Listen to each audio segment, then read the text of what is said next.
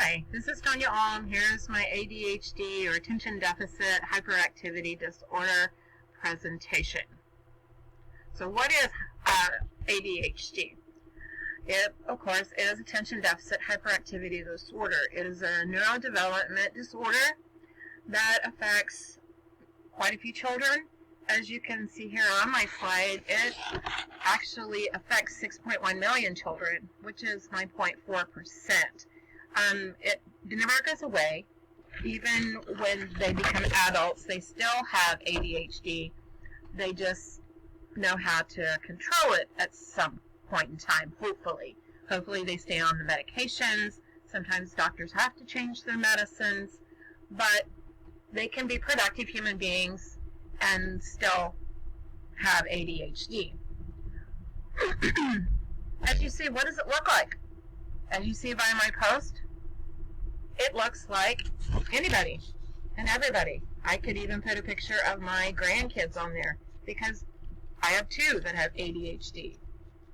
With behavioral intervention, parent education, medication, academic intervention, and environmental support, all of these are able to lead productive, normal lives. And as I continue on with my slides, I hope that I am able to defend that. So with behavioral interventions, well structure is just one of the key things with ADHD kids. They have to have charts. They have to have planners. One way of helping my granddaughter was I said, get a planner and start writing down everything you need to do. As you see on the board here, it has Sunday through Saturday and the to-do list. This is perfect for an ADHD student, adult. I'm not ADHD, I'm bipolar, which they have some of the same things that go on. We can't focus. We have to have planners. We have to have things written down. We have to check the boxes, make sure that everything we do, we know we've done it. So it is definitely something that not just ADHD has, but there are other disabilities that help like that. So behavioral is very, very important, getting those behaviors under control. You know, every minute has to be structured. You have to keep everything just going right along for those students, and change is not a very good option. So when you have a sub in your classroom, you need to make sure that that sub does exactly what you do, even though it's a different person. They need to do what you're doing, because those ADHD kids that you may have in your classroom, they are not going to adjust well with a sub anyway. So they may need to use their safe place. They need to go cool down, to refocus, just whatever works for those kids. Parent education, workshops, sport groups, discipline and rewards, and early evaluation. As you see from the little picture there, you know, what parents learn. Parents need to have a support group. They need to know how to deal with their child, because I've talked to parents that, well, I know my kid has ADHD, but I don't know how to deal with them. That's where the support group comes in, and that's where teachers need to help those parents. And we as teachers are learning all the time, well, what works for one kid with ADHD does or may not work for another one. But one thing is for sure, they all need structure, and they all need that planning, and they all need to make sure that they stay on task. And, you know, parents sometimes tend to cater and let them just have their way instead of keeping them on a structure. I've had parents say, oh, well, it's better just to give in than to give them the discipline that they really needed. But, you know, they also know that something's wrong, but they don't know what to do, or they want to ignore it. And this behavior roller coaster is up and down all the time until these parents get on board with what's going on. Medication. You know, we as parents should be very cautious. What medications are there side effects long term? There's Ritalin, Adderall, Cylart, antidepressants even. Not taking their medication. When they're younger, in the elementary grades, we usually give them their medicine. So they do fairly well. But once they hit probably 5th, 6th grade, they're probably doing their own medication on their own. And they may not take it. Hence, my granddaughter. She would get it and throw it away. And we could tell when she did not take her ADHD medicine because she was all over the place as a child. And medication is hard. It's hard to decide to put your kid on something because you don't know what the side effects might be. I mean, you get a good idea. It could be this, it could be that. But you really don't know until your child is taking it. So it can have benefits, but it can also have those downfalls. Parents should only agree after they have researched and they have tried other things. Some kids with ADHD, maybe they just need to go run a mile or do something and then come in and try to focus on their classwork. Other kids, that doesn't faze them. Don't give them coffee, because they say, caffeine has the adverse effect to it.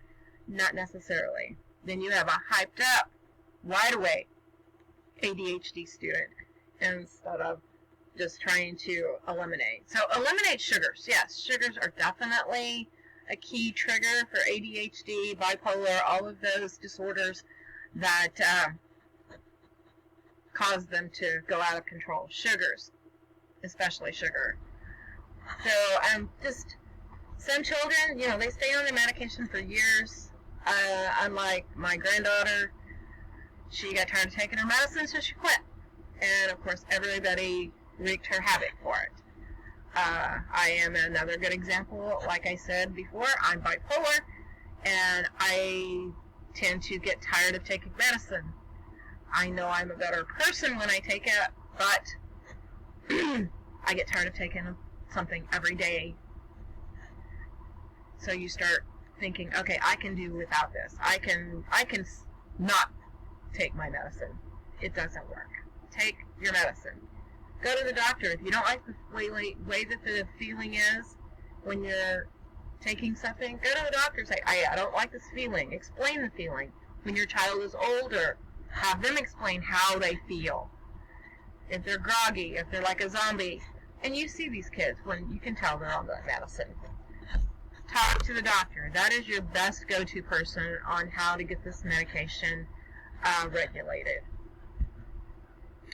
So academic interventions, essential information, give short passages to read, extended time for tests, highly structured. I can't emphasize enough how structured it has to be for these little guys. And even older, you've got to have structure or you're just going to have them climbing the walls because they are hyper and they have to have it. So just, the academic intervention should be included in your lesson plan, giving limited instructions for everybody. If you give it shorter instructions for everybody to understand, you've hit pretty much everybody. Numbering each instruction. First, do this. Second, do this. You could even probably use no more than 5. But if you want them to actually do what you need, you'd first, put your name on the paper. Second, put the date on the paper. Third, read through the questions. 4, answer the questions that you really know. And then 5, go back through and then use your word bank. Pick what you think is right. Those kind of things. Never more than 5 instructions. Because ADHD, you've lost them after about 4 or 5 anyway. So always use clear-cut instructions with those kids. And other kids too. It just kind of depends on your age that you're teaching. Most students that are diagnosed with ADHD, they're on an IEP of some sort, the individual education plan, to help you as a teacher No, this is what their accommodations are. This is what they're supposed to be having. And that is a definite game changer. If your ADHD student is getting extra time for tests, or they're getting open notes, open book for tests, those kind of things, or they have to have a quiet place, and most of them do, because if you'll notice your ADHD kids, when there's more things going on in your classroom, they're going on in your classroom. They're not focused. So take into consideration all of their accommodations when you're teaching these kiddos. So, environmental support. I like this little calendar that I found where it tells you, you got to give them clear written instruction, schedules, give them extra time, flexible seating. I have one that I teach now in 4th grade. He migrates. There's some days he wants to sit at the back table by himself, and then there's other days he wants to sit in his desk. I kind of let him choose that. I also, chunk these long-term things into, like if we're going to do a project, okay, well first we're going to do this, then we're going to do this, those kind of things. Provide fidget and teach how to use them. Okay, well, I've taught him how to twirl his pencil, and he does very well with that, because I don't like those fidget spinners, so I said, hey, let's do this. Let's twirl our pencils and let's see how well we can do at that.